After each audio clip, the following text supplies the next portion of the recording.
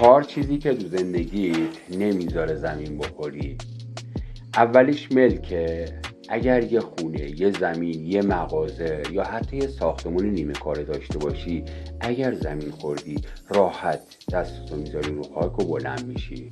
دومیش طلاست. روزهای سخت که برسه، طلا بیشتر از هر چیزی به دادت میرسه. سعی کن حداقل 30% دارایی تو تبدیل به طلا کنی. سومیش بدن سالمه. پیری که برسه نه پول به دادت میرسه، نه دوست به دادت میرسه و نه بچه ها.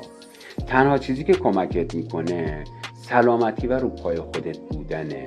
و چهارمیش که تقریبا از همه مهمتره، یار خوبه. توی طوفان‌های زندگی اگه یه آدم حسابی کنارت باشه، سادگی میتونی از هر بحرانی عبور کنی. اگه یار خوب داری، اینو حتما براش بفرست.